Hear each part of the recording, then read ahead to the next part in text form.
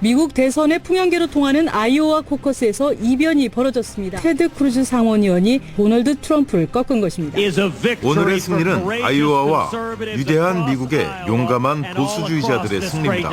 민주당에서는 힐러리 클린턴 전 국무장관이 접전 끝에 버니 샌더스 상원의원을 간발의 차이로 제쳤습니다. 예, 미국 대선 결국 이변이 일어났습니다. 첫 관문이었죠. 아이오와 경선에서 민주당의 대세로 불리던 힐러리 클린턴은 사회주의자인 샌더스에게 4표 차이의 아슬아슬한 승리를 거뒀고요. 공화당의 대세로 불리던 트럼프는 40대 중반의 이민자 출신 크루즈에게 패했습니다.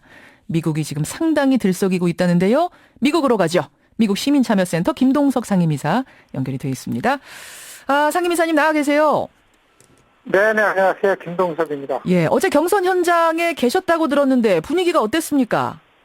네, 저는 아직까지 아이오와에 있는데요. 예. 그 말씀하신 대로 이변이었습니다. 특히 그동안 이 선거에 관심을 끌었던 도널드 트럼프의 적어도 아이오와에서의 지지율은 거품이었다. 반면에 테드 크루즈가 아주 그 이상의 격차로다가 그 1등을 해가지고서요. 제가 등등한 거하고, 그 다음에 말씀하신 것처럼, 샌더스 역시 탄탄한 지지를 받고 있다. 힐러리가, 진 것처럼 이긴 건데, 지금 아주 초조한 생각으로 이미 캠프는 다 뉴햄프셔로 떠났습니다. 야, 저는 이제 그 질문 드리려고 했어요. 민주당의 경우에 힐러리 클린턴은 뭐 애초부터 대세 정치인이었고, 74세의 사회주의자 샌더스는 약체 후보였던 걸 우리가 감안하면, 4표 차의 승리라는 건 사실상은 힐러리 클린턴이 진 거 아닙니까?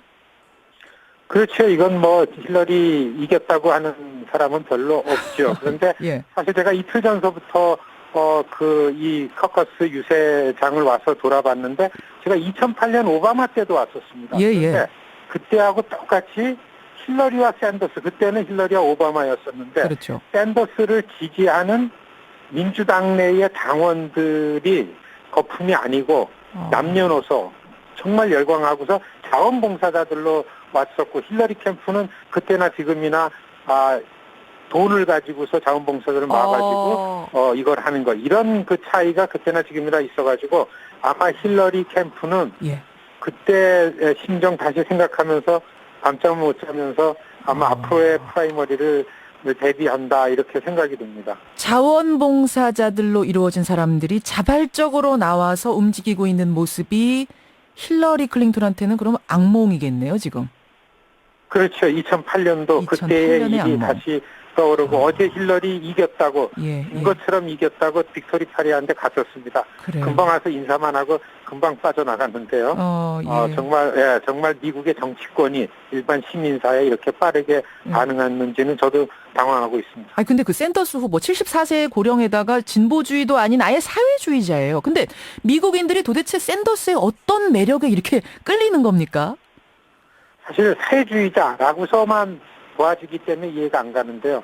직접 현장에서 유세를 들어보면은 샌더스가 해야 되는 얘기 하나하나가 그동안 미국의 일반 시민들이 갖고 있던 얘기들의 그 속을 좀 틔워주는 방향의 정책을 많이 제시하기 때문에 그리고서 본인이 지도자로 뭘 되겠다라는 것보다는 지금 미국의 문제가 이거를 지금 어떻게든지 이거를 바꿔내고, 그래서 기존 정치권들이 여기에 그 정신을 차리지 않으면 안 된다라는 이러한 아주 진솔된 메시지 자체가, 그리고 힐러리와 샌더스의 비교는 힐러리는 계속해서 해온 사람이고 한 얘기를 또 하고 이러는 거에 비해서 샌더스는 훨씬 더 진실하고 정직하게 보여지는 것, 그게 일반 시민들에게 어필하는 거다.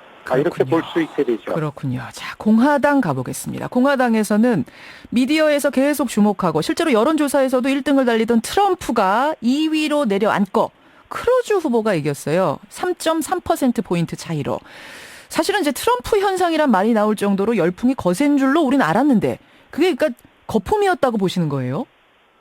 그렇지. 지지율이 오히려 크루즈보다 트럼프가 5나 6% 직전까지 나타났었는데요. 여론조사에서. 같은 격차로다가 오히려 크루즈가 이겼습니다. 크루즈가 1972년생이죠. 72년생. 1972년생이에요. 그리고 중서부에 아주 전략적인 캠페인을 한 게 나타났습니다. 보수 기독교인들을 일일이 찾아다니면서 자원봉사자들이 그 투표장으로 끌어냈고요. 두 번째는 자신이 미국의 가치를 세운다. 헌법, 법 전문가라는 거를 내세우면서 이 미국의 가치를 세운다라는 걸 가지고 굉장히 전략적으로 캠페인을 아이오와를 했기 때문에 중서부 지역의 공화당 당원들은 다 크루즈 거다 해도 틀린 말 아니다. 이렇게 이제 지금 논평가들이 막 얘기를 할 정도로 그래요. 어제 이변이었습니다. 얘기를 들어보니까 이 크루즈라는 사람은 트럼프가 큰 미디어에 나가서 어떤 돌발적인 발언 쏟아내면서 주목받을 때 크루즈는 하나하나 사람들을 찾아다니면서 99개 카운티를 한 곳도 빠지지 않고 돌아다닌 사람은 크루즈가 유일하다 이런 얘기 나오더라고요. 그렇습니다. 역시 발품대로 공화당 유권자들이 나왔다. 이렇게 보여지죠. 근데 크루즈란 후보는 우리나라에는 잘 알려지지가 않았었어요. 그동안. 어떤 사람입니까? 굉장히 강경하죠. 말씀드린 대로다가 젊었고 텍사스에서 연방상원의원으로 2012년에 중앙정치권에 진입을 했습니다. 정치권에 와가지고 너무나 기존 정치권을 비판하기 때문에 사실 중앙에서는 다 거부하고서 반기지 않는 인물이고 그리고 아주 의외의 인물이고서 그렇게 기존 정치권이 거부하는 거를 오히려 자기는 그거를 10분 이용해가지고서 그래스루트로 다 나간 이런 그 정치를 했고요. 프린스턴 나오고 하버드 법대 나오고 오바마의 후배입니다. 그리고서 이분이 아주 천재적으로 웅변가고 유세를 잘하고 그렇게 잘한다고 그러더라고요. 너무나 법조문을 잘 이해했기 때문에 젊은 나이에 대법관에 아주 선임 비서관으로 가서 일한 다음에 텍사스의 법무부 차관을 하고 2012년도에 조지 부시 대통령 정책부 장관을 한 3년 했었습니다. 그랬었군요. 캐나다 태생 그리고 쿠바 출신 아버지를 둔 혼혈 이런 것들 때문에 만약 크루즈 후보가 공화당의 후보로 뽑힌다. 최종 후보로 뽑힌다. 그리고 민주당에선 힐러리가 뽑힌다. 이렇게 되면은 정통 백인대 캐나다 출생의 이민자 이런 구도의 대결이 되는 거네요. 그렇습니다. 그런데 지금 공화당에서는 사실 트럼프와 크루즈가 공화당 후보가 되는 거를 굉장히 우려를 했습니다. 일단 어제 커커스 결과를 가지고 트럼프 기세가 꺾인 거에 공화당 지도부는 안도감을 갖고 있는데 사실 두 번째 전문가들이 지금 막 얘기하는 거는 3등을 한 루비오 의원이 3등을 했는데 굉장히 선전을 했습니다. 루비오 후보는 몇 퍼센트 나왔어요?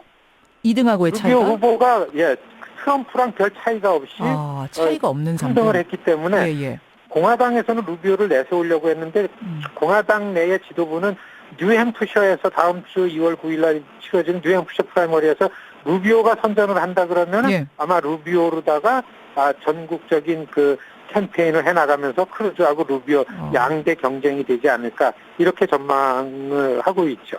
공화당에서는 그러니까 트럼프가 최종 후보가 되는 게 좀 위험 부담이 크다 이렇게 보고 경계를 하고 있었던 거군요. 지도부에서는. 그렇죠.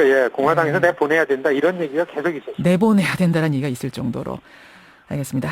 지금 첫 번째 관문밖에는 거치지 않았습니다만 이번 경선이 전체 판도엔 어떤 영향을 미칠 거라고 미국 언론들 보고 있나요?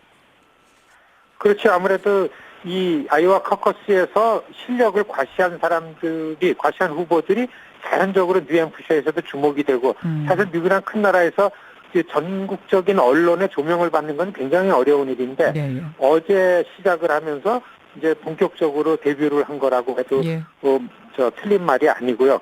그렇기 때문에 어느 때보다도 아이오와 커커스에서 내보인 실력대로 되지 않을까 이렇게 전망하는 게 주류 여론입니다. 김동석 이사님 이런 질문이 제가 유효한지는 모르겠습니다만 그냥 궁금하니까 질문 드릴게요. 뭐냐면 한미 관계를 고려할 때 우리나라 입장에서는 누가 되는 게 제일 좋습니까?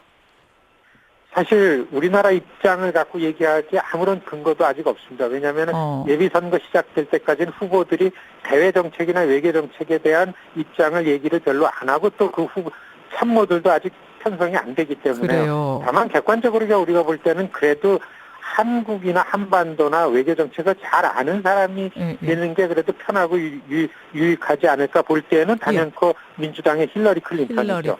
그런데 그동안 우리가 봤을 때는 한반도 정책이 뭐 된 것도 없고 너무 지루하게 되어 왔기 때문에 예. 한쪽에서는 또 외교 정책을 볼 때는 좀 신선하고 새롭게 강력하게 하면 하고 안 하면 안 하는 이런 그 스타일의 후보가 되면 되지 않을까 이런 의견도 있는 거죠. 아직은 그러니까 잘 모르는군요. 샌더스가 나을지 힐러리가 나을지 뭔가 좀 드러난 게 없는 상황. 그렇습니다. 다만 외교정책 전문가들이 이번 선거를 통해서는 이 기존의 전문가들로부터 많이 바뀔 거다라는 거는 지금 나오고 있습니다. 미국 대선 미국뿐 아니라 전 세계 정책, 우리나라 정책에까지 영향을 주기 때문에 우리가 관심을 갖고 계속 지켜봐야겠습니다. 오늘 고맙습니다. 네, 안녕히 계십시오. 예, 지금 아이오와에 머물고 계세요. 미국 시민참여센터의 김동석 상임이사였습니다.